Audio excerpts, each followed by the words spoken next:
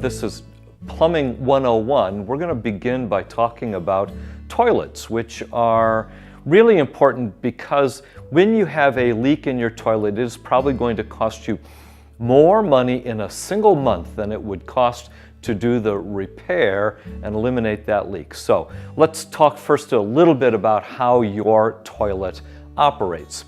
What we have is a cutaway of a toilet here, and you know that there is a tank here at the top. This is where the cold water normally is. And when you flush your toilet, all that happens is you've got your handle here inside the toilet, and it is connected by this chain here to a flapper. That flapper seals the hole that you can see right here. And when you flush the toilet, literally, when you push the handle down, you're just raising that arm up like that, and when you do, it causes that flapper to come up. And when that flapper comes up like this, it allows the water to come down through here and around through here, and it flushes the bowl. When the water rises in the bowl, what happens is the water that's normally at this level here rises up and pushes the waste through this S channel here and then out through the discharge at the bottom. That discharge there is connected to the floor with what's known as the flange, and this flange sits underneath this discharge port there, and on top of the flange is what's known as the wax ring. This wax ring needs to be replaced anytime you take the toilet up, but when it's in place, it prevents the toilet from leaking at any point here at the bottom. So that's your basic operation. By the way, if you have a clogged toilet, almost without exception, what has happened is that something got halfway through this channel here. Usually it's a paper product, and it has swollen up because it got wet, and then it didn't clear the entire process before the flush ended. And if you're not flushing the toilet more than once, it may stay here and clog the toilet for the next use. And typically, those kinds of clogs can be cleared just as simply as using a plunger. You know that you take the plunger and you get a good seal right here where the discharge begins. And with the air underneath the plunger and the water that's in here, you simply push it and force this waste through. We're going to show you in a few minutes what's known as a closet auger or a snake and how it operates as well. But for now, let's imagine that you see water trickling down the bowl all the time. That would indicate that you have a leak in one of only two places in the toilet. By the way, as you can see, there are hardly any working parts here, at least in the stripped down version.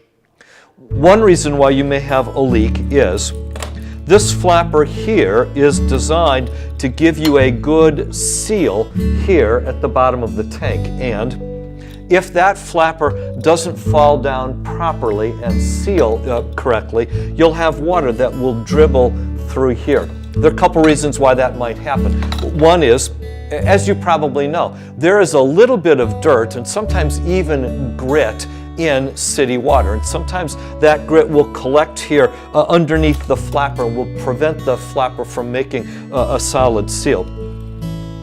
In addition, you know that some city water has calcium or lime, and you can get deposits that will build up on the underside of the flapper, and they will prevent a good solid seal here at the top of this discharge. Those, typically, you can just rub that off with your thumbnail, or maybe you'd use a Brillo pad or a Scotch-Brite, something that would just not damage the flapper but get that off. You know that you have a leaky flapper if the way you've been dealing with the leak is that you take your handle like here and you jiggle it. You do one of these numbers, you jiggle the handle. All you're doing is making the flapper go up and down like that, hoping to get a good seal from jiggling the handle. And if that worked, that would tell you that the problem is here at the flapper. I can tell you that this here is an old flapper. What you can tell if you were to compare a new one here with the old one here is that this one got worn out across the top, And in addition, I don't know if you can make this out, right around here, this flapper actually got melted and it was leaking water because somebody put toilet bowl cleaner into the tank. And so there are a variety of reasons why the flapper can go bad. What we're going to show you is how to replace the flapper with a new one. So if you jiggle the handle, that tends to flap the flapper up and down, and that stops the discharge. You know that the issue is inside the tank.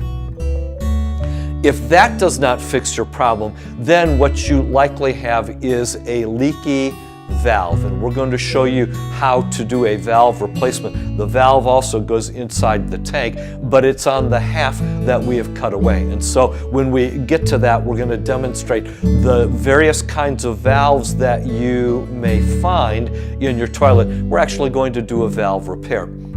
If you hear, when you take the lid off the toilet, if you hear water running, sometimes it is the valve that has not closed and the water's leaking through the valve all the time. And indeed, we'll also show you there is a pipe inside this tank. If the valve doesn't shut off, the water keeps coming into the tank. If it came in too much, it would actually top the tank and come out on your floor. There's an emergency overflow pipe inside the tank that we're going to show you. And sometimes what you hear is the water topping over that pipe and then going down. It sounds like a well. It sounds a gurgling kind of a noise. Either way, that water ends up coming down the bowl as well. And so either way, when you see a trickle down your bowl, maybe even you see the rust stain where the water keeps running down your bowl, you know that you have a toilet leak. That's a big water waster, and that's what we want to cure.